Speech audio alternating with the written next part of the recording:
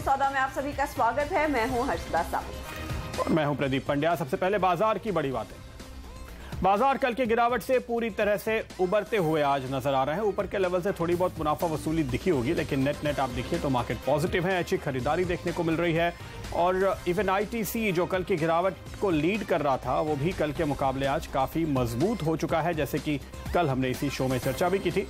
और आज अगर आप देखें लीडरशिप है फार्मा सेक्टर के हाथ में और वहाँ भी खास तौर पे ऑरोबिंदो जिसकी एक दवा को मंजूरी मिली है, पहली जेनेरिक है अपने फील्ड में और उसके चलते आप देख रहे हैं यहाँ पर काफ़ी ज़बरदस्त तेज़ी होते हुए। मेटल चीन से अच्छी खबरें आ रही हैं। Real estate high beta sector है ही और एफएमसीजी आईटीसी की अगुवाई में चलता हुआ आज नजर आएगा आपको। हालांकि एचयूएल थोड़ा सा सुस्त है, इसलिए इस सेक्टर में जिस उछाल की उम्मीद हम कर रहे थे शायद उतनी नहीं आई है। ट्रेडर्स क्या कर रहे हैं? 9,900 और 10,000 के कॉल राइटर्स पोजीशन काट रहे हैं। ये 9,900 का स्ट्राइक प्राइस बहुत ही इंटरेस्टिंग हो गया है। कल हम तेजी से गिरे तो 9,900 के पुट राइटर्स पैनिक हो गए। आज हम थोड़ा सा ऊपर आए तो 9,900 के कॉल राइटर्स पैनिक हो गए। यानी ये लेवल बड़ा मुश्किल है। अगर पोजीशन बनानी है, आपको कोई राइटिंग करनी है तो 9,900 पे तो मत कीजिए। 9,800 9,700 शायद ज़्यादा स्ट्रॉन्ग लेवल से जहाँ पर लोग पोजीशन लेकर खड़े हो सकते हैं। आज देखिए 9,800 पे जमकर पुट राइटिंग हुई है। कल भी ये पोजीशन ज़्यादा खतरे में नहीं आई थी। तो अभी की जो रेंज हमें नज़र आती है वो 9,800 से 10,000 तक की ही दिखाई देती है। लेकिन इंटरेस्टिंग बात यह है आज हम 9,900 के भी नीचे हैं पर 10,000 के राइटर्स भी अपनी पोजीशन काट रहे हैं। ये जानना इंटरेस्टिंग होगा, लेकिन अब तक की ये हाइलाइट्स हैं। और बाजार पर एक बार नजर डाल लेते हैं, जहां पर हम देख रहे हैं 9,875 के आसपास इस समय निफ्टी ट्रेड दिखा रहा है और दिन का हाई ज़्यादा दूर नहीं है। उस तरफ बढ़ने की कोशिश जरूर करेंगे, लेकिन याद रखिए पहले अटका है बाजार 9,900 के बेहद करीब। तो देखना होगा कि उन लेवल्स पर हम वापस लौटते हैं और वहां पर टिक पाते हैं या नहीं। बहरहाल सेंसेक्स पर भी नजर डालें तो 171 अंकों का उछाल देखने को मिला है। ऑफकोर्स आज इंट्राडे में 200 पॉइंट की बढ़त देखने को मिली थी। मिड कैप सेगमेंट में जोश है। 85 अंकों का उछाल यहाँ पर बनता दिखाई दे रहा है और बैंक एक बार फिर आउट परफॉर्म कर रहे हैं 128 अंकों की बढ़त के साथ। इनफैक्ट ये इंडेक्स इस समय लीड करता है। तो ऐसे बाजार में कहाँ होगी हमारी नजर? आखिरी सौदा में आज हम आपको बताएंगे निफ्टी 10,000 का स्तर अब कितनी दूर नजर आता है। यही वो सवाल है जो हर एक एक्सपर्ट से हम पूछेंगे। आप देखिए 10,000 के ऑप्शन राइटर्स घबरा तो रहे हैं कि शायद 10,000 आने वाला है। बाजार की तेजी को कहां से मिलेगा सपोर्ट? एक्सिस सिक्योरिटीज के एमडी और सीईओ अरुण ठुकराल से जानेंगे। कल आने वाले नतीजों पर होगी चर्चा। रिजल्ट से पहले क्या रणनीति बनाएं ये बताएंगे सुमित बगड़िया और काफी अहम नतीजे हैं आरआईएल जैसे। रोज की तरह कुछ ही देर में आपको बताएंगे कहां लॉन्ग करें और कहां शॉर्ट। 3 बजे लेकर आएंगे निफ्टी कॉल और 3:15 पे बीटीएसटी या एसटीबीटी।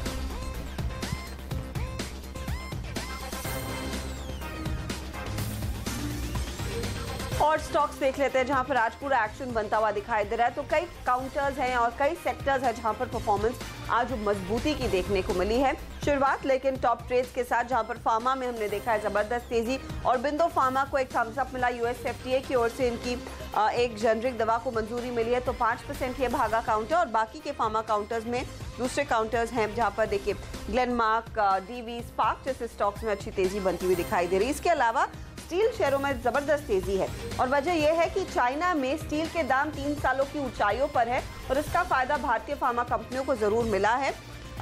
जेएसएल स्टेनलेस होना चाहिए। जिंदल स्टेनलेस में भी हमने देखा है तेजी है, लेकिन जेएसएल स्टेनलेस आज करीब 12% भागा है। Jindal steel and power, Tata metallics, SAIL, Tata steel जैसे काउंटर्स भी हैं जहां पर तेजी बनती हुई दिखाई दे रही है। टेलीकॉम कंपनियों में आज हमने देखा है तेज रफ्तार आती हुई। लीडरशिप ऑफ कोर्स आइडिया की ओर से देखने को मिली है। इसके अलावा आप देखेंगे रिलायंस कम्युनिकेशन, भारती एयरटेल, तीनों स्टॉक्स में अच्छे वॉल्यूम पर खरीदारी होती दिखाई दे रही है। बैंक्स देखिए यहाँ पर छोटे बैंकों में ज्यादा एक्टिविटी देखने को मिल रही है। Dhanlaxmi, federal, RBL, in fact RBL के नतीजे कल हैं 2% ऊपर वो काउंटर ट्रेड करता हुआ। और दिग्गजों में कोटक महिंद्रा बैंक में हमने देखा है नंबर से पहले करीब 2% का उछाल बनता हुआ दिखाई जरूर दे रहा है। रिजल्ट की अगर बात करें तो मैस्टेक ने एक धमाकेदार परफॉर्मेंस दिखाया है। मार्जिन इंप्रूवमेंट स्ट्रॉन्ग रहा है। 20% का अपर सर्किट। बजाज फाइनेंस के नंबर्स के बाद 2% की तेजी। स्टरलाइट के लिए भी तिमाही काफी बेहतर रही है और यहाँ पर हम देख रहे हैं 9% का उछाल। हेवल्स के कुछ ऐसे मेरे ख्याल में स्विच गियर सेगमेंट में कुछ दबाव देखने को मिला है और उसके बावजूद स्टॉक करीब 2% का उछाल दिखा रहा है। तो ये फिलहाल काउंटर्स हैं जहां पर नतीजों का साफ असर देखने को मिला है। लेकिन मिड कैप में टिन प्लेट में जेस्को, इनफैक्ट लिस्ट लंबी है आज के गेनर्स की। और आइए देखते हैं आज का चार्ट। और हम आपको लगातार PSU बैंक इंडेक्स दिखा रहे थे, अब हम आपको आज दिखाते हैं निफ्टी बैंक। निफ्टी बैंक हमें ऐसा लगता है कि ये वो सेक्टर है, वो इंडेक्स है जो दरअसल बाजार को ऊपर ले जा सकता है और 10,000 की तरफ निफ्टी को पहुंचना है, 10,000 का आंकड़ा हासिल करना है तो ये लीडरशिप दिखाएगा। लीडरशिप ऑलरेडी दिखा रहा है दरअसल। अगर आप देखिए ये डेली चार्ट है आपके सामने, आप देख सकते हैं काफ़ी स्ट्रॉन्ग मूव है, बीच बीच में करेक्शन भले हो, वॉलेटिलिटी हो। कल हमने एक शैडो बनाया ऊपर की तरफ से, जैसे कि आप इस चार्ट पे देख सकते हैं। दिन के हाई से काफ़ी नीचे जाकर बंद हुए थे, लेकिन आज इस वक्त हम कल का हाई क्रॉस कर चुके हैं। तो हर एक हर्डल को एक के बाद एक ये पार करता जा रहा है। ये डेली चार्ट आप देख रहे थे, अब वीकली चार्ट देखिए, ऐसी तस्वीर है। लगातार एक अच्छी मजबूती यहाँ पे बनी हुई है। एक आध हफ्ते का करेक्शन आता है लेकिन ज़्यादा चलता नहीं है, लेकिन ये अब ज़्यादा इंटरेस्टिंग है और इसको थोड़ा करीब से देखेंगे। ये जो चार्ट है ये सीरीज वाइज है, यानी एक एक एक्सपायरी के लिए एक एक आप देख रहे हैं यहाँ पर कैंडल्स 1, 2, 3, 4, 5, 6 और 7, 7वीं सीरीज है निफ्टी बैंक की जो पॉजिटिव है। पिछली सीरीज में थोड़ा दबाव ऊपर के लेवल से दिखा था, लेकिन अब आप देखिए कि हम पिछली सीरीज को पूरी तरह से एनगल्फ करके इसके ऊपर निकल चुके हैं। अभी सीरीज के बीच में हैं, लेकिन ये जो स्ट्रेंथ दिखाई दे रही है वो काफ़ी ज़बरदस्त है। और इस बार हमने नीचे से रिकवरी ली है और पूरा लगातार बाइंग जो देखी है, ऐसा लगता है कि काफ़ी हद तक जो सप्लाई थी उसको हमने एब्जॉर्ब किया है।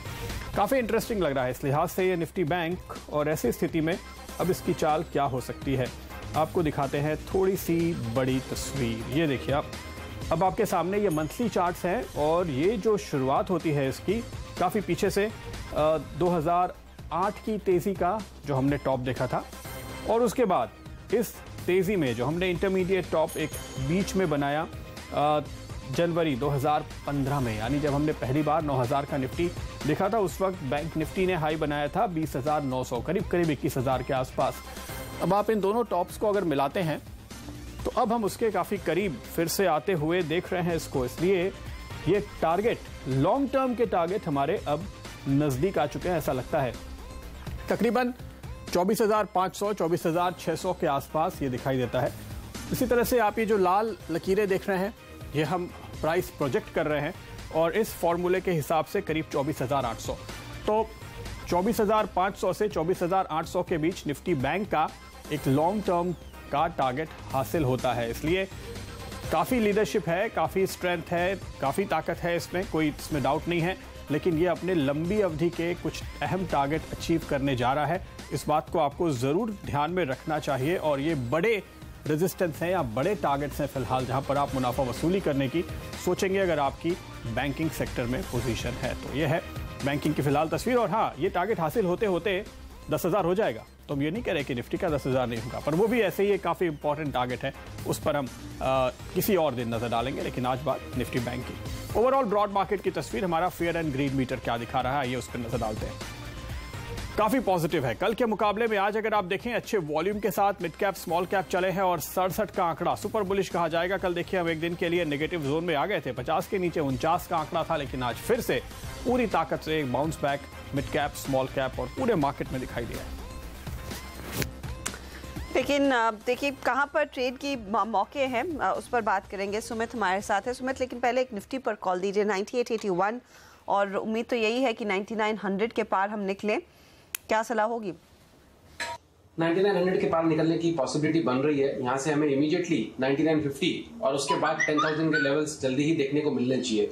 आज का मूव कल के फॉल के बाद वापस ये शो कर रहा है कि लोअर लेवल से हमको तेजी देखने को मिल रही है और मार्केट में हमें स्ट्रेंथ देखने को मिल रही है। अगर वीकनेस होती तो आज हमको ये रिकवरी और ये पुल बैक देखने को नहीं मिलता। 9900 के ऊपर जाता है अगर अभी थोड़ी देर में क्लोजिंग सेशन तक या फिर कल मॉर्निंग में, तो फिर वो शो करेगा कि यहाँ से निफ्टी में और तेजी और 80 से 100 पॉइंट की तेजी हमको देखने को मिलेगी। बाइंग पोजीशंस होल्ड करके चलना चाहिए, फ्रेश बाइंग की भी सलाह रहेगी प्रेजेंट लेवल्स पे। इस समय की जो बड़ी खबर है वो यही है कि तेल मंत्री ने कुछ ही देर पहले पार्लियामेंट में कहा कि ओएनजीसी ने प्रस्ताव भेजा है एचपीसीएल के अधिग्रहण के लिए। याद रखिए हम पिछले कई दिनों से, और सबसे पहले आपने सीएनबीसी आवाज पर ही सुना था कि कैबिनेट की ओर से जल्द ही सैद्धांतिक मंजूरी मिल जाएगी। आज वो कैबिनेट की बैठक होने वाली है जिसमें ये फाइनल गो अहेड आता हुआ दिखाई देगा। हमारे साथ प्रकाश दीवान जुड़ गए हैं। प्रकाश, इनफैक्ट आज देखेंगे तो एचपीसीएल में फिर से उछाल करीब 2-2.5% तक का और ओएनजीसी में हल्की बढ़त देखने को मिली है, लेकिन मामला आगे बढ़ा है। कैसे देखेंगे आप इस बड़ी पहल को? क्या अभी भी वही ओपिनियन है कि सरकार के अलावा और किसी को ज्यादा फायदा नहीं होगा, बाकी शेयर होल्डर्स को? तो देखिए फायदा तो होगा, क्योंकि ओवरऑल एक ही बिजनेस में विलय ओएनजीसी में होने की जगह ये जो ओएनजीसी का जो कैश सरप्लस है इसको रिफाइनिंग के बिजनेस में अब लगाया जाएगा, तो डेफिनेटली साइनर्जीज काफी रहती हैं, काफी क्षमताएं जो हैं वो बढ़ सकती है एफिशिएंटली।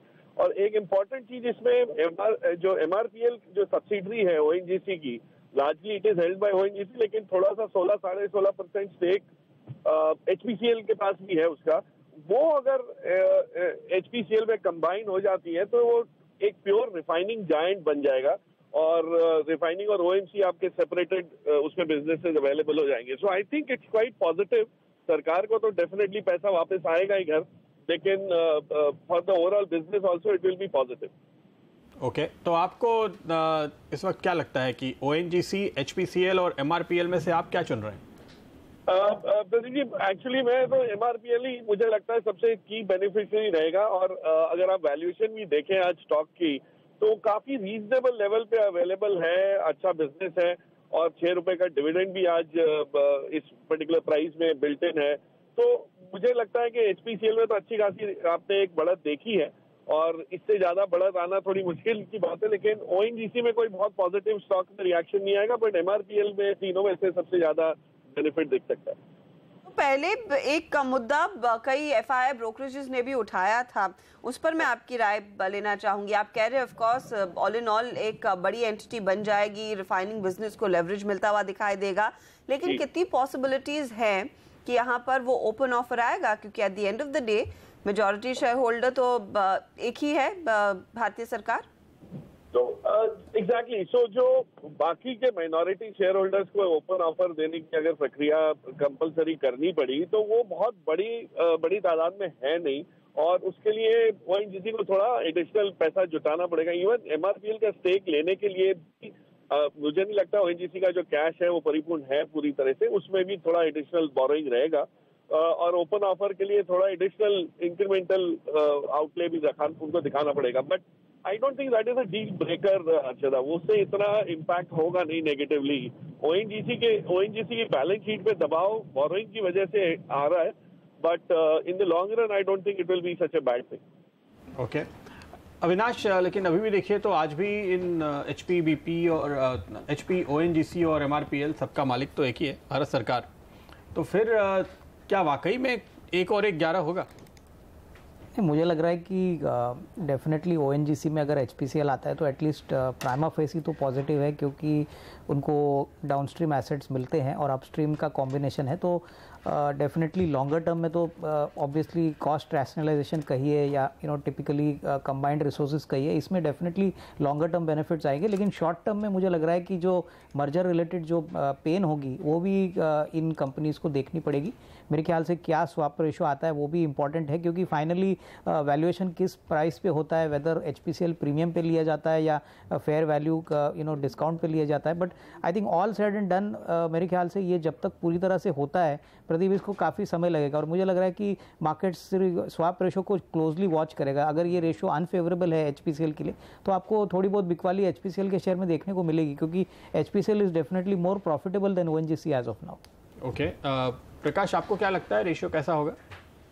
रेशियो कहना मुश्किल है, बट अगर ये ओएनजीसी इसको अपनी एज अ सब्सिडरी बना के रखेगी तो उसमें कोई रेशो का भी कोई कॉम्प्लिकेशन है नहीं प्रदीप जी। सीधा और सादा वो है कि ओएनजीसी का कैश है वो सरकार को चला जाएगा और वो अपनी हिस्सेदारी एचपीसीएल में बढ़ा देगी। It will be a cash transaction मेरे हिसाब से। एमआरपीएल और एचपीसीएल का जो कॉम्बिनेशन है वहां पे कहीं स्वैप रेशो का कोई ना कोई गणित बैठना जरूरी हो जाएगा। ओके, शुक्रिया प्रकाश आपका। प्रकाश कह रहे हैं एमआरपीएल सबसे बेहतरीन स्टॉक है और देखिए वो भागता हुआ नजर भी आ रहा है। सुमित से इजाजत लें, इसके पहले सुमित, आपकी रणनीति विप्रो के नतीजे के पहले आप बता रहे थे, क्या है वो? प्रदीप जी, विप्रो में ऐसा लग रहा है कि एक तेजी देखने को मिलनी चाहिए। विप्रो यहाँ से एक अच्छा मूव दिखाना चाहिए ऊपर की तरफ। तो एक बुल कॉल स्प्रेड बनाया हुआ है विप्रो के अंदर, जिसमें 270 का कॉल लेना होगा, जो कि 6 रुपए 40 पैसे के आसपास मिल रहा है, और ऊपर में 280 का कॉल सेल करना होगा, जिससे आपकी कॉस्ट रिड्यूस हो जाती है, जो कि 2 रुपीज 85 3 रुपए के आसपास है। इस टोटल स्ट्रेटेजी में हमारा जो मैक्सिमम प्रॉफिट होगा वो 6 रुपए 45 पैसे का है और करीब करीब 15,480 रुपए का प्रॉफिट होगा अगर ये स्टॉक यहाँ से ऊपर जाता है तो। और अगर बाई चांस नीचे चला जाता है तो इसमें फिक्स लॉस होगा, जिसके अंदर 8,520 रुपए का फिक्स लॉस होगा, 3 रुपए 55 पैसे के आसपास का। 2 से 3 दिन के लिए स्ट्रेटेजी है। विप्रो का स्ट्रक्चर देखते हुए ऐसा लगता है कि यहाँ से तेजी ही देना चाहिए। अगर 10 से 15 रुपए की तेजी यहाँ से देखने को मिली तो प्रॉफिट अच्छा हो सकता है 2 से 4 दिन के अंदर।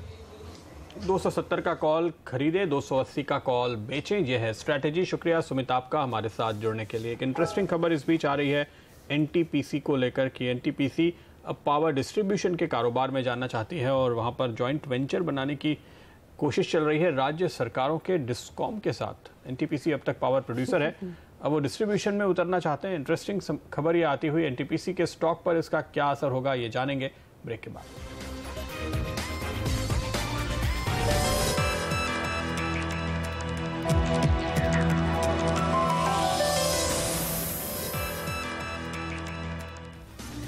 स्वागत है आपका एक बार फिर। और हम ब्रेक पर जाने से पहले बात कर रहे थे एनटीपीसी की, जो अब जाना चाहते हैं पावर डिस्ट्रीब्यूशन के कारोबार में। पावर डिस्ट्रीब्यूशन बिजनेस में एनटीपीसी के जाने की इस खबर पे कैसे रिएक्ट करेगा बाजार, क्या सोचते हैं एनालिस्ट अविनाश हमारे साथ बने हुए हैं। अविनाश को रक्षकर और साथ ही टेक्निकल एनालिस्ट सर्वेंद्र श्रीवास्तव भी जुड़े हुए हैं। अविनाश, क्या है आपकी राय? नहीं, मुझे लग रहा है कि पावर डिस्ट्रीब्यूशन में अगर आता है तो डेफिनेटली एक एडिशनल रेवेन्यू स्ट्रीम कंपनी को मिलेगी। मेरे ख्याल से इसमें एक थोड़े से रेगुलेटरी हर्डल्स जो है वो मेरे ख्याल से क्लियर करने के बाद देखना पड़ेगा कि इसमें ओवरऑल इन्वेस्टमेंट कितना रहेगा और इसमें क्या कंपनी के प्लान्स है, रेवेन्यू स्ट्रीम कैसे आएगी। बट ओवरऑल मुझे लग रहा है कि पावर जनरेशन तो ये ऑलरेडी करते हैं। क्लियरली अगर पावर डिस्ट्रीब्यूशन में उतरते हैं तो एग्जिस्टिंग प्लेयर्स ऑब्वियसली कैसे रिएक्ट करते हैं और प्रॉफिटेबिलिटी वाइज ये बिजनेस कैसे रहेगा। ओवरऑल मुझे लग रहा है कि मीडियम टू लॉन्ग टर्म के लिए तो डेफिनेटली अच्छा रहेगा कि बोथ पावर जनरेशन और distribution this company will do. Okay, शायद लॉन्ग टर्म में पॉजिटिव रहेगा, लेकिन कॉस्ट और स्पेशली क्या वो डिस्ट्रीब्यूशन का बिजनेस कंपनी के लिए फायदे का सौदा रहेगा, प्रॉफिटेबल रहेगा या नहीं, इसी पर नजरें रहेंगी। आज देखिए कुछ मिड कैप कंपनियों के नंबर्स आए और एक स्टॉक जो चमक रहा है वो है स्टरलाइट टेक्नोलॉजी। 8.5% की तेजी, और मैं इसको इसीलिए पिकअप कर रही हूँ क्योंकि यहाँ पर वॉल्यूम एक्शन काफी बढ़ गया है। इनफैक्ट 10 डे वॉल्यूम्स से कहीं ज्यादा का कारोबार देखने को मिला है आज, और साथ ही साथ स्टॉक देखिए अब भी तेजी दिखा रहा है। पिछले कुछ मिनटों में 3% की और बढ़त देखी जा रही है। सर्वेंद्र श्रीवास्तव हमारे साथ हैं। सर्वेंद्र, बताइए अब चार्ट्स पर क्या स्थिति बनती दिखाई दे रही है? 172 पर आ गया स्टरलाइट टेक्नोलॉजीज। जी नमस्कार। नहीं, बिल्कुल आई थिंक क्लियरली अगर देखें तो ये स्टॉक तकरीबन मार्च अप्रैल के क्वार्टर में जब इसने अपना 125-26 का हाई निकाला था, जो कि इसका 2008 वाली तेजी का जो हाई था उसको निकाल के खड़ा रहा है और वहां से फिर उसमें वीकनेस नहीं आई है। और इवन शॉर्ट टर्म में अब आप देखें तो हाई टॉप हाई बॉटम्स, और क्लियरली स्टॉक कोशिश कर रहा है कि अब और आगे गेन्स अपने और लॉक इन करे। और अगर उसका 2000 का हाई देखें तो वो करीब 225 रुपये 80 पैसे के आसपास था। तो आई थिंक अब वो हाई चैलेंज होगा और वहां तक ये स्टॉक डेफिनेटली ग्रेजुअली जाएगा, एक बार में तो नहीं जाएगा। और थोड़ा सा स्पाइकी और इरेटिक स्टॉक है, तो वॉल्यूम्स कभी रहते हैं और कभी नहीं रहते हैं। तो डेफिनेटली ट्रेडिंग के लिए तो ये स्टॉक सही नहीं है, बट अगर किसी को लेकर बैठना है तो आई थिंक क्लियरली जो ओवरऑल सेटअप्स और स्ट्रक्चर लग रहे हैं वो फाइनली 9 से 12 महीने में आई थिंक 225-230 के स्तर छुएगा। और वो जो उसका ऑल टाइम हाई रहा है .com बबल वाला करीब 225 एडजस्टेड प्राइस के आसपास, आई थिंक वहां तक ये स्टॉक जा सकता है। इस बीच एक एक्सक्लूसिव खबर आ रही है सीएनबीसी आवाज पर आपके लिए। विनिवेश के लिए एक ऑल्टरनेट मैकेनिज्म यानी वैकल्पिक व्यवस्था तैयार की जा रही है सरकारी कंपनियों के विनिवेश में तेजी लाने के लिए। क्या है ये खबर, किस तरह का प्रस्ताव आ सकता है, आज जानते हैं हमारे ब्यूरो चीफ लक्ष्मण रॉय से। लक्ष्मण, बताइए। देखिए, जो अभी इससे कुछ देर बाद कैबिनेट की बैठक होने वाली है, वहां जो सूत्रों से जानकारी मिली है कि महत्वपूर्ण प्रस्ताव को विनिवेश के मोर्चे पर मंजूरी मिल सकती है। ये महत्वपूर्ण इस वजह से है क्योंकि सरकारी कंपनियों में जो सरकार अपनी हिस्सेदारी बेचना चाहती है उसकी जो प्रक्रिया वो काफी लंबी है और इसकी वजह से काफी लंबा वक्त लगता है उसको विनिवेश करने में। अब सरकार उसको छोटी करना चाहती है प्रक्रिया। तो अभी क्या होता है कि जब भी किसी कंपनी में विनिवेश करना होता है, कैबिनेट से पहले सैद्धांतिक मंजूरी ली जाती है, इन प्रिंसिपल अप्रूवल लिया जाता है। उसके बाद फिर एक्सप्रेशन ऑफ इंटरेस्ट की शर्तें क्या होंगी, फाइनेंशियल बिड की शर्तें क्या होंगी, इसकी अलग से मंजूरी ली जाती है। स्ट्रेटेजिक पार्टनर तय करने के बाद फिर से कैबिनेट से मंजूरी ली जाती है। ये तमाम लंबी प्रक्रिया है। अब इसको छोटा कर दिया जाएगा। अब सिर्फ कैबिनेट से लिया जाएगा मंजूरी कि एक हम सैद्धांतिक मंजूरी दे रहे हैं विनिवेश करने के लिए इस कंपनी में। उसके बाद एक ऑल्टरनेट मैकेनिज्म बना दिया जाएगा। ऑल्टरनेट मैकेनिज्म के तहत एक मंत्रियों का समूह होगा जिसमें वित्त मंत्री होंगे, सड़क परिवहन मंत्री होंगे और जिस कंपनी में विनिवेश किया जाएगा उस कंपनी से संबंधित मंत्रालय के मंत्री होंगे। और ये जो समूह होगा वो एक्सप्रेशन ऑफ इंटरेस्ट से लेकर के फाइनेंशियल बिड बुलाने तक की प्रक्रिया तय करेगा। और यानी बार बार आपको कैबिनेट में जाने की जरूरत नहीं होगी, यहाँ तक कि स्ट्रेटेजिक पार्टनर तय करने के लिए भी कैबिनेट जाने की जरूरत नहीं पड़ेगी। दूसरा जो बदलाव किया जाएगा वो ये है कि group of secretaries on disinvestment एक बना हुआ जिसको CGD कहते हैं, इसको अभी सिर्फ ये कहा गया है कि कैबिनेट जो भी फैसला लेती है वो सही से अमल हो, इसकी निगरानी करिए। लेकिन अब जो नया प्रस्ताव उसके मुताबिक प्रक्रिया में जरूरी बदलाव करने का अधिकार भी सचिवों के समूह को दे दिया जाएगा ताकि बार बार कैबिनेट में आने की जरूरत ना पड़े। इससे माना जा रहा है कि विनिवेश की प्रक्रिया काफी ज्यादा छोटी हो जाएगी और जल्द से जल्द सरकार सरकारी कंपनियों में निवेश कर सकेगी। शुक्रिया लक्ष्मण इस अपडेट के लिए। तो ये इनफैक्ट CNBC आवाज की एक्सक्लूसिव खबर जो लक्ष्मण रॉय दे रहे हैं कि प्रक्रिया जो विनिवेश की है उसको काफी आसान करने के प्लान बनाए जा रहे हैं। एक सेपरेट मैकेनिज्म होगा ताकि समय बर्बाद ना हो, बार बार अप्रूवल के लिए कैबिनेट को मामले में ना भेजा जाए। एक अलग से कमेटी गठित की जाएगी जिसमें जैसे लक्ष्मण ने कहा वित्त मंत्री होंगे, सड़क परिवहन मंत्री होंगे और जिस कंपनी में विनिवेश होना है उसके हेड होंगे और वही तीनों मिलकर वो फाइनल डिसीजन लेते हुए दिखाई देंगे। तो ये इनफैक्ट काफी फास्ट ट्रैक करेगा अविनाश मामले को। नहीं बिल्कुल, इनफैक्ट अगर प्रोसेस थोड़ा सा स्मूथ और जल्दी होता है तो डेफिनेटली ये अच्छी बात रहेगी, क्योंकि काफ़ी हद तक पहले देखा गया है कि थोड़ा सा डिले कमेटी लेवल से होता था। तो अगर ये ऐसा होता है तो डेफिनेटली मार्केट्स भी पॉजिटिवली लेंगी क्योंकि डिसीजंस जल्दी होंगी। और मेरे ख्याल से PSU डेवलपमेंट के लिए जो भी डिसीजंस लेने हैं या नया कैपेक्स करना है, ये मेरे ख्याल से definitely it will go a long way in improving the sentiment. बिल्कुल, तो इस खबर पे हम नजरें बनाए रखेंगे और किन कंपनीज पे आगे खबरें आती हैं वो खास तौर पे देखने वाली बात होगी। लेकिन इस बीच आज के कुछ और स्टॉक्स पे अगर आप नज़र डालें तो मास्टेक देखिए सर्किट पे लगा हुआ है 20% ऊपर और वॉल्यूम अगर आप देखें करीब 3 हफ्ते का वॉल्यूम यहाँ पर हो चुका है। वजह नतीजे जहाँ 10.5 करोड़ के मुनाफे के सामने 14.5 करोड़ का मुनाफा आया है। मार्जिन अगर आप देखें तो मजबूत हुई है, 10 के मुकाबले में 12% के भी ऊपर निकलती हुई नज़र आ रही है। और साथ ही कंपनी ने यह भी भरोसा जताया है कि आगे भी काफ़ी अच्छे ऑर्डर्स हैं। अगर आप इस पर नज़र डालें मास्टेक की, आज तो फिलहाल सर्किट है अविनाश, लेकिन मौका मिले तो क्या आप लेने की राय देंगे? और मैजेस्को पे भी एक व्यू डालें। हाँ, मेरे ख्याल से अगर हम नतीजे देखें तो डेफिनेटली प्रदीप नंबर्स तो काफ़ी अच्छे हैं। ऑपरेटिंग मार्जिन्स करीबन 200 बेसिस पॉइंट से इम्प्रूव हो चुके हैं, प्रॉफिटेबिलिटी भी अच्छी इम्प्रूव हो चुकी है और मैनेजमेंट कमेंट्री भी स्ट्रांग है। तो हमको लग रहा है कि ये जो छोटे IT कंपनीज़ है वो फ्रंटलाइन IT कंपनीज़ के मुकाबले में शायद अच्छा परफॉर्मेंस दिखाएगी। यहाँ पे शायद इतना प्रेशर मार्जिन्स पे नहीं है। आई थिंक डेफिनेटली ये ट्रेंड अच्छा रहेगा क्योंकि ओवरऑल जो IT में ट्रेंड है वो अभी भी थोड़ा कॉशन और हेजिटेंसी का है। तो I think mid cap companies like Mastek, Majesco, Persistent ये डेफिनेटली वर्थवाइल है अगर लंबा निवेश का अगर विचार है। अब ठीक है, तो यहाँ पर जाहिर तौर पर अच्छी तेज़ी बनती हुई दिखाई दे रही है और अच्छी अपॉर्चुनिटी भी है। साथ ही फ्यूचर ग्रुप पर आपकी नज़र होनी चाहिए क्योंकि फ्यूचर कंज्यूमर तो सुबह से काफ़ी एक्टिव था और अब फ्यूचर एंटरप्राइजेस भी आपके लिए लेकर आएंगे। फ्यूचर एंटरप्राइजेस का DVR भी लिस्टेड है, उस पर भी नज़र डाल लेते क्योंकि यहाँ पर आ रही है एक्टिविटी। फ्यूचर एंटरप्राइजेस इस समय आपकी स्क्रीन पर देखिए मूव है 6% प्लस का और फ्यूचर एंटरप्राइजेस के DVR को भी लेकर आते हैं कि वहाँ पर भी तेज़ी दिख रही है। अब 4% ये भी ऊपर है। तो अगर ट्रेड लेना हो बताइए सर्वेंद्र, आप क्या प्रेफर करेंगे, एंटरप्राइजेस या DVR? आई थिंक चार्ट्स तो मैं एंटरप्राइजेस के ही देख रहा हूँ। तो आई थिंक क्लियरली चाहे आप मोर और लेस सेटअप्स ऑलमोस्ट सेम हैं और शॉर्ट टू मीडियम अवधि में अगर आप देखें तो आई थिंक ज़्यादा नहीं बट 8 से 9% और उछाल तो डेफिनेटली पॉसिबल है, जिसका मतलब है कि 41-42 के लेवल्स इनिशियली टारगेट करके चलने चाहिए इसमें। और अगर किसी को ट्रेड लेना है तो आई थिंक एक 3% का स्टॉप लॉस रखें यहाँ से क्लोजिंग बेसिस पे और लेके काम करें। आई थिंक क्लियरली 8 से 9% और उछाल बाकी है। फ्यूचर एंटरप्राइजेस पे है ये कॉल। और एक और स्टॉक आज देखिए आप, GNA एक्सेल, इसमें इस वक्त तक आप काफ़ी मजबूती देख रहे हैं, 5-5.5% की वॉल्यूम करीबन पूरे हफ्ते का हुआ है। नए 52 वीक हाईस यहाँ पर बनते हुए आपको नजर आएंगे 281 पे, 277 का हाई था इसके पहले।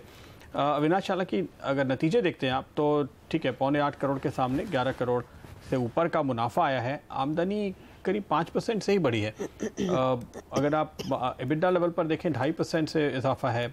EBITDA मार्जिन कम हुई है लेकिन स्टॉक में तो नए हाईस बन रहे हैं। नहीं, मेरे ख्याल से I think Pradeep bottom line तो डेफिनेटली अच्छी बढ़ी है, लेकिन मैं देखना चाहूँगा कि आने वाले क्वार्टर्स में कंपनी की वॉल्यूम ग्रोथ और टॉप लाइन कैसी बढ़ेगी, क्योंकि कंपनी ज़्यादातर ट्रैक्टर और कमर्शियल व्हीकल मैन्युफैक्चरर्स को अपने एक्सल पार्ट्स और ऑटो कंपोनेंट सप्लाई करती है। तो होपफुली अगर ट्रैक्टर मार्केट में अच्छी तेज़ी कंटिन्यू होती है तो इसका रबाव इफेक्ट कंपनी पे ज़रूर आएगा। मेरे ख्याल से काफ़ी हद तक ये IPO भी अच्छी तरह से मार्केट ने रिस्पॉन्स दिया था, और जिस प्रकार के इनके कस्टमर्स हैं both domestic as well as overseas, हमको लग रहा है कि होपफुली अगर रूरल थीम प्ले आउट होता है तो इस कंपनी को भी कहीं ना कहीं रबाव इफेक्ट पॉजिटिवली प्ले आउट होना चाहिए। चलिए, तो यहाँ पर फायदा मिलेगा। स्टॉक 6% ऊपर आज की ट्रेड में। नतीजों की बात कर रहे हैं तो एक और तिमाही नतीजा आपकी स्क्रीन पर लेकर आएंगे और वो है बजाज फाइनेंस का। यहाँ पर हमने देखा एक अच्छा प्रदर्शन देखने को मिला है। रिजल्ट्स एक बार देख लेते हैं और फिर हम आपको बताते हैं कि यहाँ से आगे का आउटलुक क्या रहेगा। देखिए 2073 करोड़ पर कंपनी की ब्याज से आय थी, इसमें अच्छी वृद्धि देखने को मिली है। साथ ही साथ मुनाफा हमने देखा 602 करोड़ पर आया, जहां पर हमारा अनुमान था ये करीब 559 करोड़ के आसपास रहेगा। स्ट्रॉन्ग क्वार्टर, 42% का उछाल इनफैक्ट प्रॉफिट में और आय में भी हमने देखा है करीब 50% तक की बढ़त देखने को मिली है। हमारे साथ इनफैक्ट कंपनी के MD राजीव जैन जुड़ गए हैं। राजीव जी, स्वागत है आपका। फेडली प्रॉफिट और ब्याज से आय के मामले में देखें तो एक अच्छा क्वार्टर रहा है, लेकिन अगर आप हमें ग्रॉस NPAs की स्थिति हम बता सके इस क्वार्टर में क्या रही है और यहाँ से आगे का क्या आउटलुक रहेगा उस पर। ग्रॉस NPA और net NPA year on year basis पे अगर आप देखें तो फ्लैट रहे हैं। वो पिछले साल 120 दिन पे के बेसिस पे 1.44% से अभी 1.41% है। Gross NPA net NPA year on year basis पे बिल्कुल फ्लैट रहे हैं। हम एज रिक्वायर्ड बाय RBI हम 90 डेज पे ट्रांजिशन कर गए हैं एज ए कंपनी। हमने 1.7% का ग्रॉस NPA और 53 बेसिस पॉइंट्स का नेट NPA दिया है। हमारा आउटलुक है कि ये 1.5 से 1.8% के कॉरिडोर में ही रहेगा ग्रॉस NPA, और नेट NPA करीब 45 से 60 बेसिस पॉइंट्स के कॉरिडोर में रहेगा ऑन फुल ईयर बेसिस पर। हमें ऐसा कोई चेंज नियर टर्म में या मीडियम टर्म में नहीं दिखता है। तो आप कह रहे हैं कि NPA को आप काफी हद तक कंट्रोल में एक रेंज के अंदर रख पाएंगे, लेकिन अगर आप हमें ये अंदाजा दें कि इस क्वार्टर में आपके कितने नए NPA हुए और पिछले क्वार्टर के मुकाबले में वो कैसे कंपेयर होता है? आप उसको ऐसे कंपेयर लास्ट ईयर में अगर देखें पिछले क्वार्टर की जगह 186 करोड़ का लोन लॉस था, अभी इस साल 286 करोड़ का लोन लॉस है।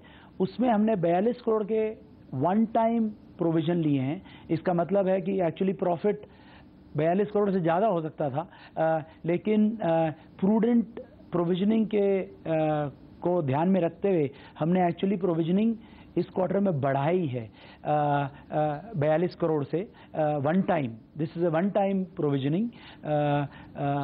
तो उस हिसाब से देखें तो 290 करोड़, इस बार 286 करोड़, तो आपने तो कम किए ना।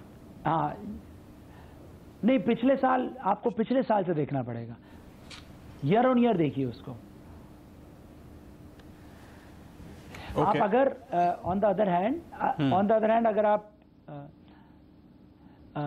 अगर आप सीक्वेंशियली भी देखते हैं तो पिछले क्वार्टर में हमने ये बोला था कि डीमोनेटाइजेशन के इम्पैक्ट के कारण हमने 50 करोड़ का वन टाइम इम्पैक्ट लिया था, तो उसमें भी एक 50 करोड़ का वन टाइम था। इस क्वार्टर में भी सीक्वेंशियली 42 करोड़ का एक वन टाइम हमने लिया है। उस हिसाब से भी देखते हैं sequentially. There is one timer on both sides. Year on year देखते हैं तो 59% की ग्रोथ है, और अगर इस वन टाइमर को निकाल देते हैं तो 36% की लोन लॉस और प्रोविजन में ग्रोथ है। तो ये तो प्रोविजन का आंकड़ा है, लेकिन जो हम समझने की कोशिश कर रहे हैं, आपने कहा कि NPA स्टेबल है, तो अगर आप हमें स्लिपेज का आंकड़ा बताएं पिछले क्वार्टर का और इस क्वार्टर का, तो अंदाजा लगेगा कि वाकई स्टेबल है किस हद तक। You have to look at it in gross NPA and net NPA. Slippages are not distinctly rising in any given manner. तो उसमें कोई मूवमेंट नहीं है सच। वो 1.7% था पिछले क्वार्टर, अभी भी 1.7% ही है। तो अगर बैलेंस शीट 60,000 से 68,000 हो गई है तो 8,000 करोड़ पे आप 9,000 करोड़ पे आप 1.7% ले लीजिए। That's all it is. Jain साहब, भाई क्विकली आपने इनफैक्ट अपने फंड रेजिंग प्लान को भी थोड़ा सा एक्सपेडाइट कर दिया है, 4,500 करोड़। कोई पर्टिकुलर रीजन कि इतना आप पहले इस QIP को लाना चाहते हैं? जी, सो कंपनी का ये व्यू है कि 12.5 से 13% टीयर 1 कैपिटल कंपनी की रहनी चाहिए। आज कंपनी की टीयर 1 कैपिटल 14.15% है, और अगर आप क्वार्टर ऑन क्वार्टर देखें तो करीब हम 40 पैसे बर्न कर रहे हैं।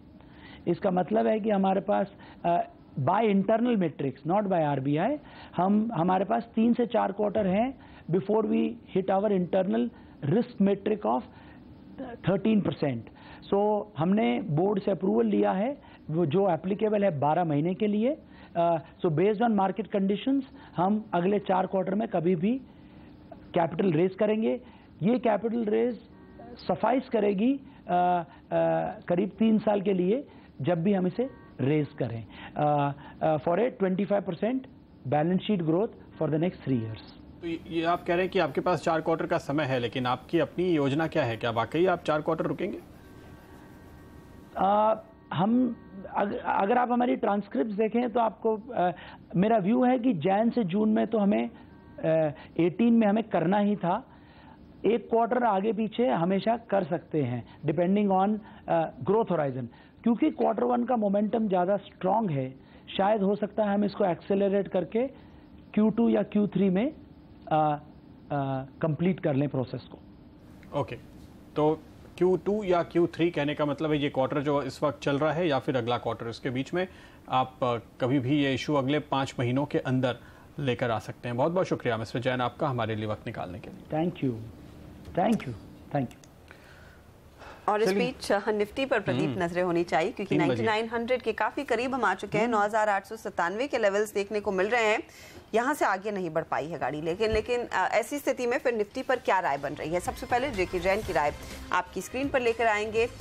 ये कह रहे हैं निफ्टी में आप तेजी की पोजीशन लीजिए। 9,960 का टारगेट है, अगले 1 से 2 दिनों में अचीव होगा, और स्टॉप लॉस इस तेजी के ट्रेड में 9,850 पर आप लगाएं। आशुतोष सरना निफ्टी पे बाई कॉल दे रहे हैं 9,850 पे, स्टॉप लॉस 9,930 के टारगेट 1 से 2 दिनों में आ सकते हैं। सर्वेंद्र हमारे साथ बने हुए हैं। सर्वेंद्र, आप भी तेजी की कॉल कर देंगे? नहीं, बिल्कुल Pradeep ji, I think clearly अगर आप देखें अभी तक, जब तक मैंने ग्राफिक्स बनाए थे उस समय तक तो आप देखें तो दोनों बाजू बाजार कहीं त्रिशंकु के जैसा लटका था, और निफ्टी में ऊपर भी एक गैप था बेरिश और नीचे भी एक बुलिश गैप है फ्यूचर्स में। स्पॉट ने वो गैप भर दिया था कल। तो मैं, क्योंकि ट्रेंड ओवरऑल अप है और गैप्स दोनों बाजू थे, तो मैंने उस समय तेजी का ही कॉल भेजा हुआ है। अब तो वो गैप भी भर गया है, बेरिश गैप भर गया है, बट प्रॉब्लम यही हो गया है कि फ्रॉम द टाइम जहां से हमने ग्राफिक्स बनाए थे वहां से एक 25 पॉइंट बाजार 30 पॉइंट ऊपर आ गया है। तो एक 20-25 पॉइंट की गिरावट आती है तो वहां पे लें। अभी तो नहीं ले सकते क्योंकि रिस्क रिवॉर्ड उतने अच्छे बनेंगे नहीं। एक 20-25 पॉइंट की गिरावट आए तो लें। 98.24 पे स्टॉप लॉस लगाएं, 98.2440 पे एक स्टॉप लॉस लगाएं। और मेरा मानना है कि 99,150 99,160 के टारगेट डेफिनेटली पेंडिंग है। एक बार वापस, जब तक ये रेंज है 98 से लेकर 10,000 की रेंज है, तो जितनी बार 98 के पास आए उतनी बार अभी लेने की कोशिश करेंगे। और जब 98 टूट जाएगा उसके बाद कहीं आई थिंक थोड़ा सा फिर वो शॉर्ट टर्म ट्रेंड इन्वर्ट होगा, बट फिलहाल जब तक 98 के ऊपर है तो लेके ही काम करना चाहिए। संदीप आगले भी हमारे साथ है। संदीप, आपकी क्या राय रहेगी?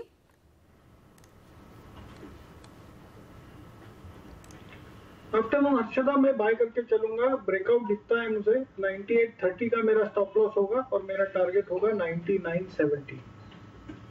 ओके, तो तेजी की कॉल आज हर तरफ से आती हुई, और 9,950 से 9,970 तक के टारगेट हमारे एक्सपर्ट्स देख रहे हैं। फिलहाल निफ्टी के लिए वक्त है एक छोटे से ब्रेक का। ब्रेक के बाद हमारे साथ जुड़ेंगे एक और खास मेहमान, एक्सिस सिक्योरिटीज के MD और CEO अरुण ठुकराल।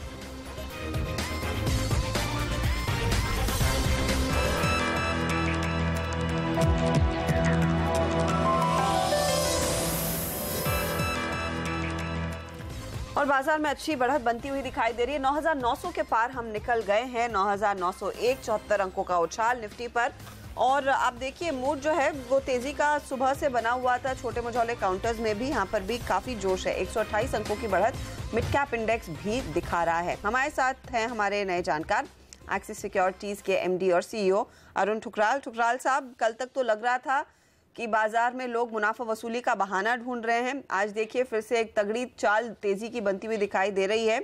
तो सलाह क्या दे रहे हैं आप अपने क्लाइंट्स को इस तेजी के मूड में, और इतने जो उफान पर बाजार खड़ा है, खरीदारी करनी चाहिए या फिर करेक्टिव दिन जैसा आज सुबह में था या कल था वैसे दिन ढूंढे और तभी तेजी करें? देखिए, जैसे कि आपको लग रहा है कि कल हम सब सोच रहे थे कि बाजार बहुत अच्छा है, बट आईटीसी के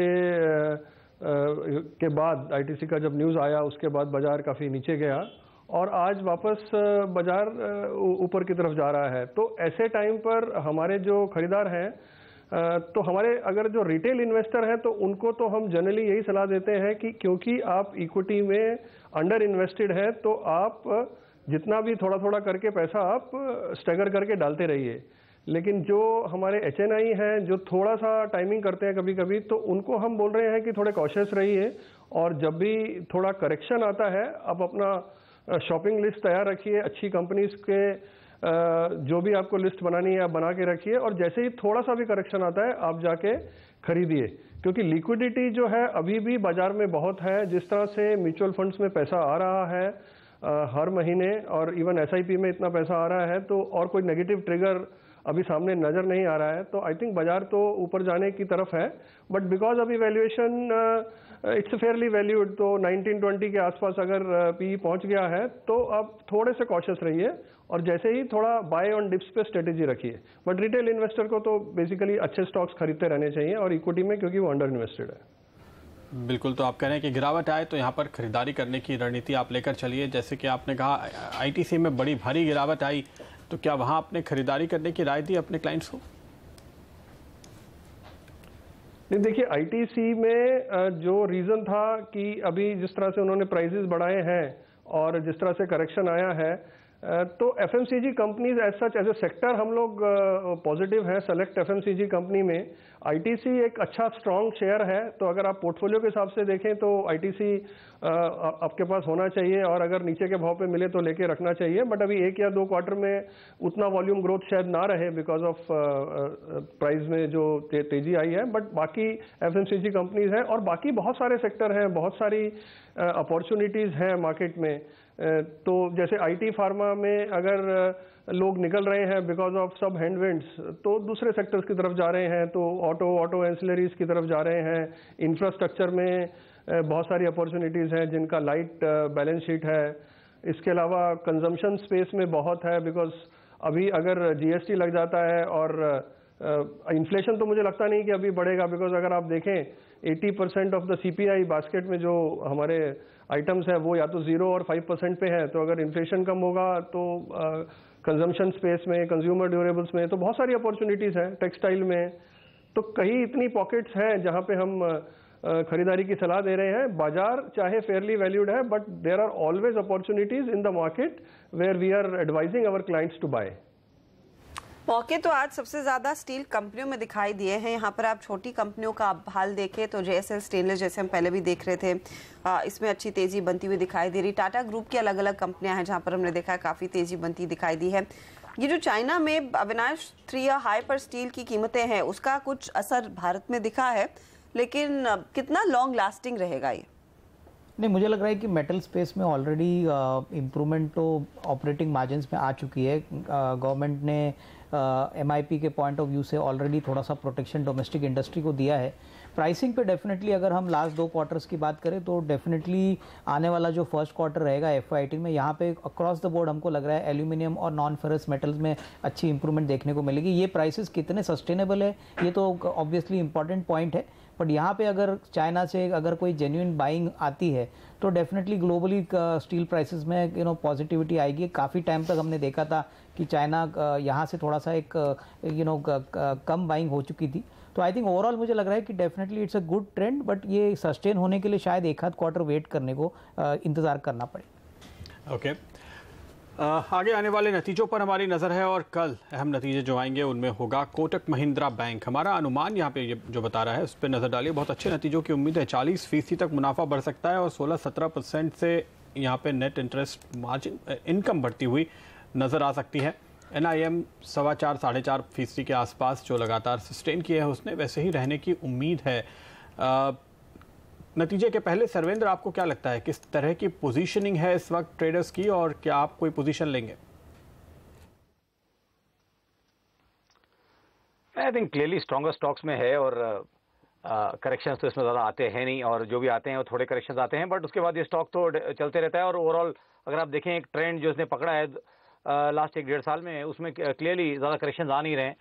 और रिजल्ट के पहले अगर देखें डेफिनेटली पोजीशनिंग डिलीवरीज गई हैं। जब एक स्पाइक आया था लास्ट 3-4 सेशन पहले जब ये चला था, तो I think clearly delivery volumes हुई हैं वहाँ पे और बाई साइड के वॉल्यूम्स हुए हैं। तो मेरा मानना ये है कि अब खाली क्योंकि ऑलरेडी पुल बैक कर चुका है और इसका हाई जो है आई थिंक 1005 के आसपास, 1000 के आसपास इसके जो हाईज हैं, एक बार वो साइकोलॉजिकल नंबर क्लियर कर ले तो आई थिंक ऑलवेज बेटर रहता है। अगर आप किसी जो सबसे बड़े ट्रेडर रहे हैं जैसी लिवरमोर, उन्होंने हमेशा अपनी बुक में कहा है कि जब भी साइकोलॉजिकल मार्क जब उसके आसपास से ब्रेकआउट होता है, पहले तो हर्डल होता है, लेकिन जब ब्रेकआउट होता है तो 7 से 10% का इमीडिएट उछाल आ सकता है। तो आप इसमें 100-125 पॉइंट का मूवमेंट 1000 के ऊपर डेफिनेटली पॉसिबल है और राउंड फिगर ब्रेक करे, चाहे ये 1000 पे या निफ्टी 10,000 पे, I think clearly important levels होंगे और नजर नहीं हटनी चाहिए। जब ये लेवल्स ब्रेकआउट होते हैं तो बहुत फास्ट 7 से 8% का मूव ऊपर में आ सकता है।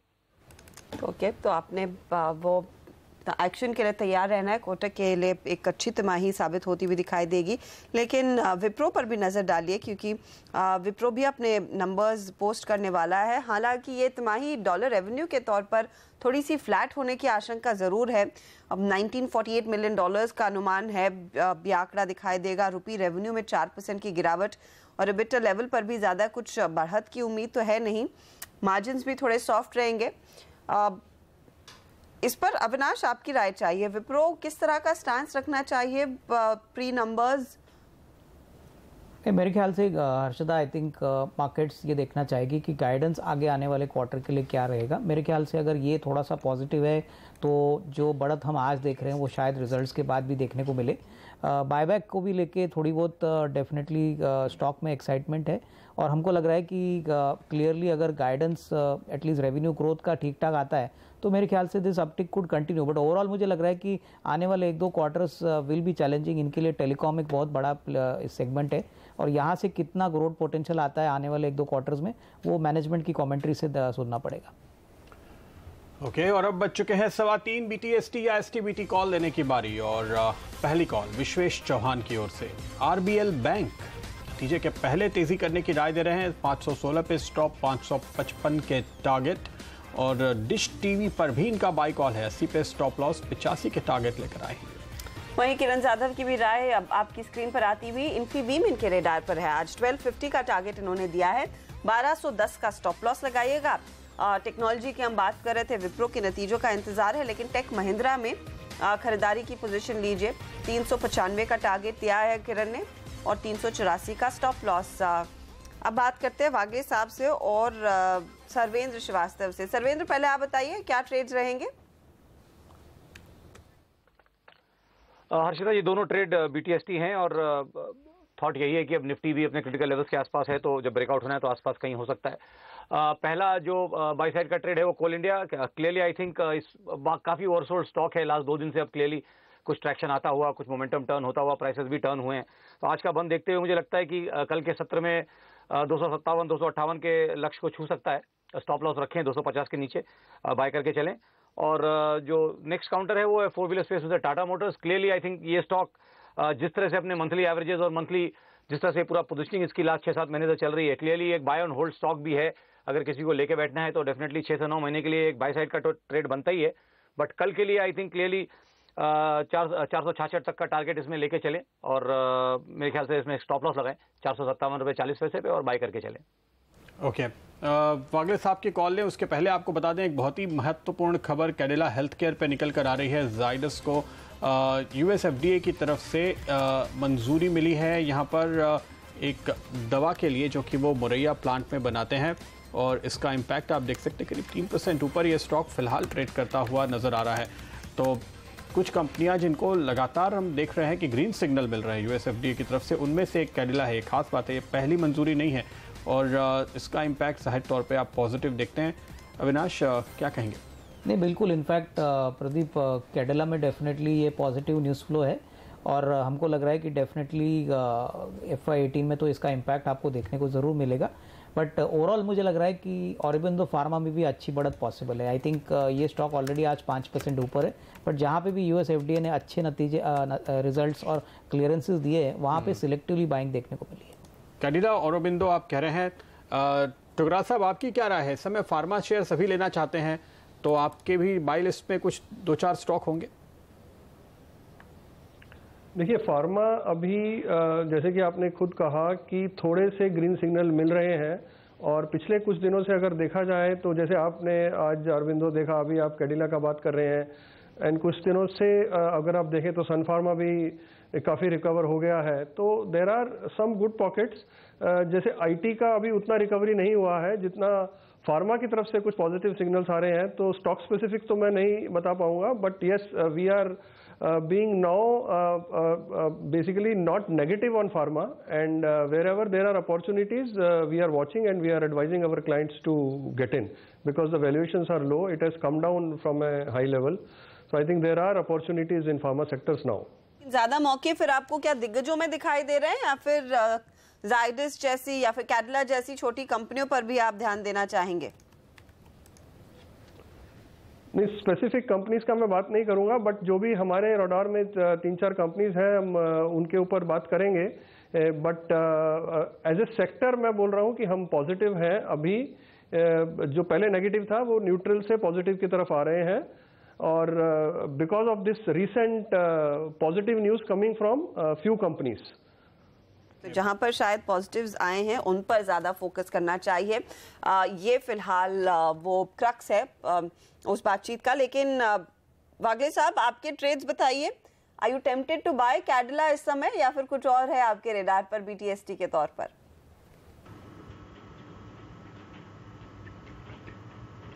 अर्शदा, मेरा कैडिला में तो पहले बाय रह चुका है 3 या 4 दिन पहले, जब उसने 530 ब्रेक किया था। तो मैं समझता हूँ आज एक फ्रेश ब्रेकआउट आया है। मुझे लगता है ये 570 575 तक की ये मूव हो सकती है। इसके अलावा क्या ट्रेड्स लेंगे आप?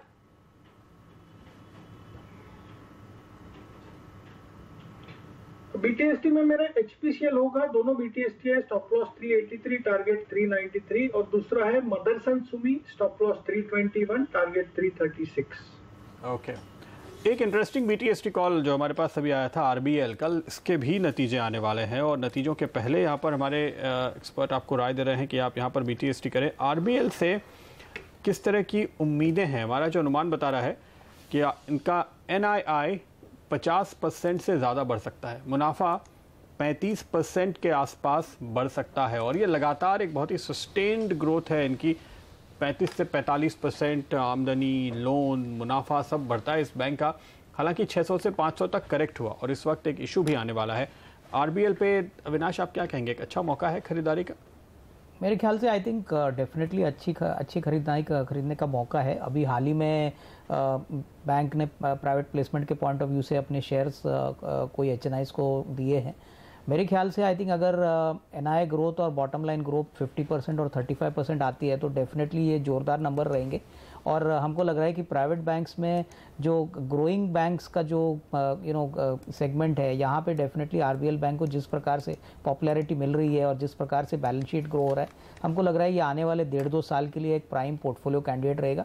तो मेरे ख्याल से डेफिनेटली अगर किसी को लंबी अवधि के लिए लेना है तो ज़रूर खरीदिए। ये पोर्टफोलियो स्टॉक है, इसमें रोज रोज ट्रेडिंग नहीं, बट एक इन्वेस्टमेंट के पॉइंट ऑफ व्यू से 1.5-2 साल में अच्छा मुनाफा मिल सकता है। ओके, तो यहाँ पर पोर्टफोलियो के लायक ये शेयर अगर आप लॉन्ग टर्म पर्सपेक्टिव से देख रहे हैं तो खरीदारी की जा सकती है। इनफैक्ट एक और कंपनी है जिसके नतीजे कल आएंगे, वो है बजाज ऑटो। अब बजाज ऑटो में देख रही थी, ये ज्यादा हरकत में तो नहीं रहा है ऑफ लेट, शांत रहा है ज्यादातर ये काउंटर। ईयर टू डेट सिर्फ 7% का उछाल, उससे ज्यादा नहीं। और इस बार आप देखिए मुनाफे में भी हम ज्यादा कुछ एक्सपेक्ट नहीं कर रहे हैं।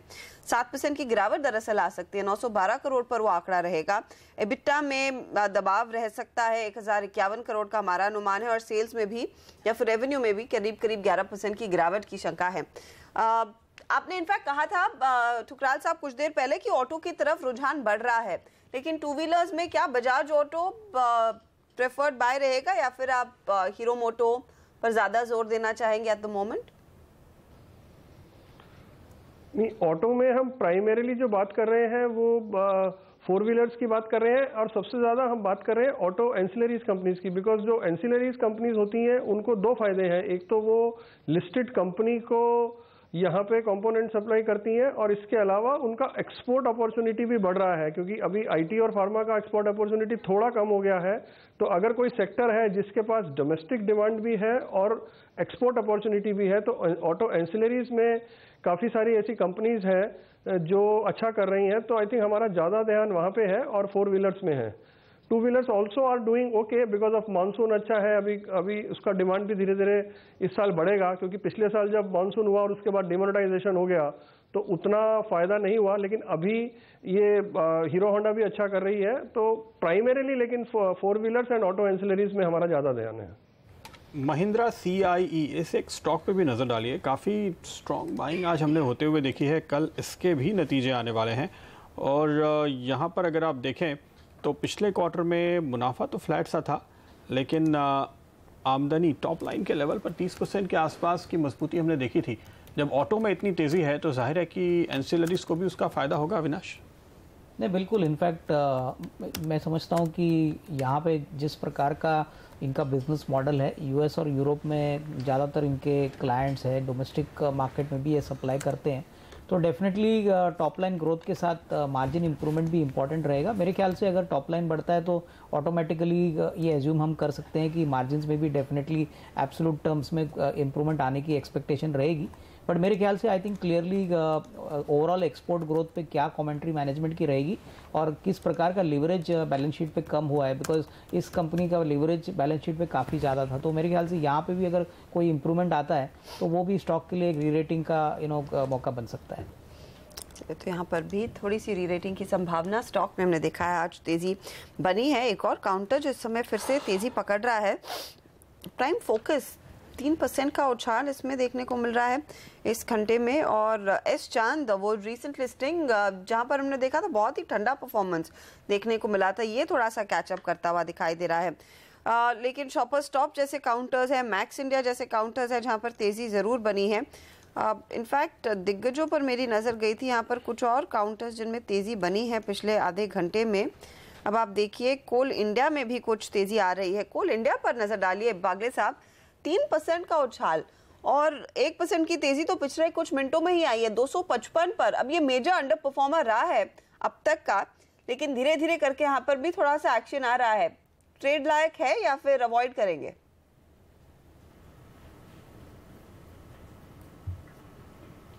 हर्षद, एक स्ट्रॉन्ग ओवरसोल्ड लेवल से बाउंस बैक है, स्ट्रॉन्ग सपोर्ट है जो कि 240 242 है। लेकिन मैं समझता हूँ जब तक ये 260 के ऊपर कंसिस्टेंटली सस्टेन नहीं होता है, मैं वेट करूंगा। अवॉइड तो नहीं करूंगा, थोड़ा सा ऊपर में सस्टेन करने दीजिए, फिर 300 310 के मूव के लिए ये तैयारी है। तो मैं थोड़ा सा वेट करूंगा फिलहाल। ओके, इंतजार करने की राय फिलहाल यहाँ पे आ रही है। ठुकराल साहब, सरकारी कंपनियों में आपको क्या पसंद आता है? देखिए कई जगह पे बहुत कुछ हो रहा है। सरकारी बैंकों के मर्जर का खाका शायद जल्द ही सामने आएगा। सरकारी कंपनियों के डिसइन्वेस्टमेंट के लिए एक ड्राफ्ट आने वाला है। एक्सक्लूसिव खबर हमने बताई है कि बहुत जल्दी से डिसइन्वेस्टमेंट हो सके, इसके लिए कोशिश हो रही है। और तेल कंपनियों में तो प्रस्ताव आ ही गया है। ONGC ने HPCL को एक्वायर करने का प्रस्ताव दे दिया है। अगला प्रस्ताव शायद IOC ऑयल इंडिया को भेजेगी, ऐसा लगता है। आपको पसंद क्या आता है इन सब में? देखिए, जो आप बात कर रहे हैं सरकारी कंपनियों की, तो मैं ये मानता हूं कि पिछले 1 या 2 साल में सरकार ने बहुत काम किया है, चाहे वो सरकारी बैंक हो जो हम आजकल देख रहे हैं, जिस तरह से एनपीए के ऊपर काम हो रहा है, इंसॉल्वेंसी, बैंकरप्सी कोड, ये सब अभी आ गया है। इसके अलावा जो डिसइन्वेस्टमेंट के कैंडिडेट हैं वो भी, जैसे आपने अभी बताया कि नया तरीका आ रहा है, और या फिर एक ऑयल मेजर बनाने के बारे में बात हो रही है। तो मार्केटिंग कंपनीज जैसे HPCL, BPCL ने तो क्रूड का प्राइस नीचे के आने के बाद ही काफ़ी अच्छा उसमें उछाल आया था, और जब ये इंटीग्रेशन की बात होगी तो ये होगा। बट मैं आपको फिर वापस यही कहना चाहता हूँ कि अगर जैसे बैंक्स में देखें तो हम प्राइवेट बैंक्स की तरफ ज़्यादा ध्यान देते हैं, बिकॉज रिटेल फ्रेंचाइजी बहुत अच्छा है, उनका ग्रोथ बहुत अच्छा है, उनका एसेट्स बहुत बेटर है, मैनेजमेंट एफिशिएंट है, एट्रीशन कम है, स्टाफ को रिटेन करने के लिए इंसेंटिवाइजेशन के साधन अच्छे हैं। तो कहीं ना कहीं प्राइवेट बैंक्स पे ज़्यादा ध्यान है। उसी तरह से कंपनीज में कुछ सरकारी कंपनीज डेफिनेटली अच्छा कर रही हैं, स्पेसिफिक मैं नाम नहीं लेना चाहूँगा, बट हमको नज़र रखना है। बट मेरा कहने का मतलब ये है कि जो भी कंपनीज से फ़ायदा होता है, जहाँ से सरकार इंफ्रास्ट्रक्चर पे बहुत खर्चा कर रही है, तो जिस कंपनी को भी फ़ायदा होगा, या डिफेंस के ऊपर कुछ कंपनीज हैं जो बेसिकली वेल नोन कंपनीज हैं, तो वहाँ पर निवेश के अच्छे साधन हैं। क्योंकि जो इंफ्रास्ट्रक्चर पे पिछले बजट में भी बहुत बड़ा अमाउंट रखा गया है, 4 लाख करोड़ का, तो कहीं ना कहीं जो भी सरकारी कंपनी एफिशिएंटली काम करेगी वहाँ पर अपॉर्चुनिटीज़ आ रही हैं और आती रहेंगी। और ये एक बहुत बड़ा चेंज है पिछले कुछ सालों में। पहले सरकारी कंपनीज की तरफ शायद इतना ध्यान नहीं था, बट रिसेंटली काफ़ी सारी अच्छी अपॉर्चुनिटीज़ आ रही हैं। और इसके अलावा जो मैं बता रहा हूँ कि काफ़ी सारी दूसरी पॉकेट्स भी हैं, जैसे हाउसिंग फॉर ऑल अगर देखा जाए तो उसमें काफ़ी स्कोप है। हाउसिंग फाइनेंस कंपनी, उसमें अगर आप देखे जाएं तो लो टिकट या मिड टिकट वाली जो कंपनीज हैं उनको ज़्यादा फायदा होगा। तो देखा जाए तो कितनी सारी पॉकेट्स अवेलेबल होती हैं, तो हम सब पॉकेट्स पे कंसंट्रेट एक साथ नहीं कर सकते। So there are some few pockets, जैसे मैंने बोला, ऑटो में, इंफ्रा में, कंजम्पशन में, टेक्सटाइल में, और जो भी ये जीएसटी का फायदा हुआ है, जो बहुत सारी कंपनीज इनफॉर्मल से फॉर्मल की तरफ आ रही हैं, जो ब्रांडेड कंपनी सडनली बहुत अच्छा काम कर रही है। आपको रुकना होगा, बाजार आखिरी मिनट में आ चुका है। आपको बता दें एक बार की 9,900 के ऊपर निफ्टी बंद होने की तैयारी में है, और 32,000 के थोड़ा सा नीचे आप सेंसेक्स को बंद होते हुए देखेंगे।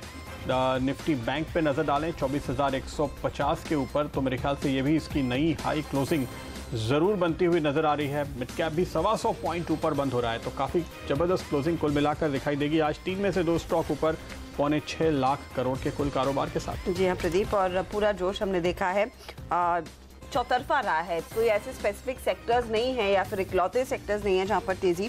कल सबसे ज्यादा मार ऑफ कोर्स आईटीसी को पड़ी थी, तो वहां पर एक बहुत बढ़िया यू टर्न आया है, 2.5% का उछाल।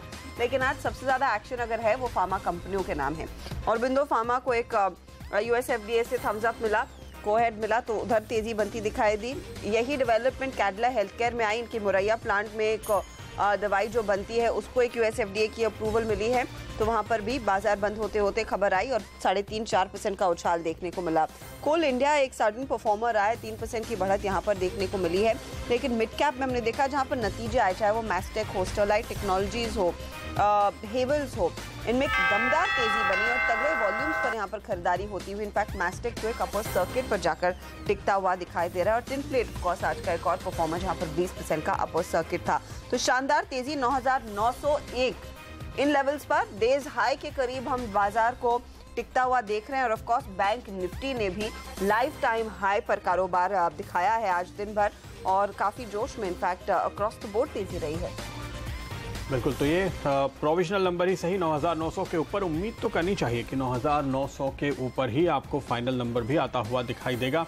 कुल मिलाकर काफ़ी बेहतर संकेत यहाँ पर दिखाई दे रहे हैं।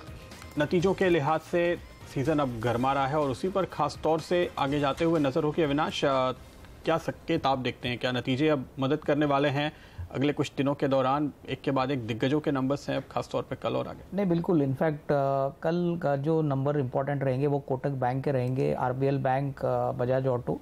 मेरे ख्याल से नतीजे डेफिनेटली मार्केट्स को एक अच्छा डायरेक्शनल ट्रेंड देंगे। और जिस प्रकार की बिकवाली हमने कल देखी थी प्रदीप, मेरे ख्याल से मार्केट्स ने उसको लग रहा है पूरी तरह से पचा लिया है। आज आईटीसी भी आई थिंक अराउंड 1 to 2% ऊपर है। ओवरऑल हमको लग रहा है कि जब तक डोमेस्टिक लिक्विडिटी अच्छी रहेगी तब तक ऐसा लग नहीं रहा है कि बाजार में कोई बड़ा सेल ऑफ आएगा, और नतीजे बाय एंड लार्ज अभी अच्छे आ रहे हैं। तो मेरे ख्याल से अगर ये अर्निंग्स का ट्रेंड ठीक ठाक रहता है तो डेफिनेटली आई थिंक 9900 9950 का भी लेवल मेरे ख्याल से नियर टर्म में पॉसिबल लग रहा है। चलिए 9950 की तैयारी जरूर है बाजार में और यहाँ से चाल और भी मजबूत होने के पूरे आसार। बहुत बहुत शुक्रिया आप सभी का हमारे लिए समय निकालकर अपनी राय देने के लिए। और आज के दिन जहां पर बाजार में फिर से रौनक लौटी है, अच्छी खरीदारी हुई है, देख लेते हैं स्टॉक 2020 में हमारे कैप्टन की ओर से कैसा प्रदर्शन रहा।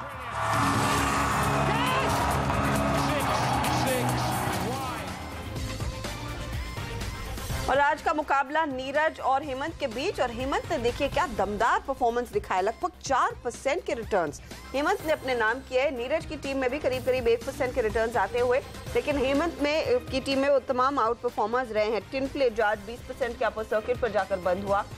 स्टरलाइट टेक्नोलॉजीज नतीजों के बाद इसमें तेजी बनी। Punjab and Sind bank, DHFL जैसे खिलाड़ी भी हेमंत की टीम में शामिल। नीरज की टीम भी आपके सामने। और बिंदो फार्मा, HPCL, तो यहाँ पर भी वो बड़ी खबरों वाले शेयर आपकी स्क्रीन पर। और CCL प्रोडक्ट्स और फेडरल बैंक में भी हमने देखा आज अच्छी तेजी रही।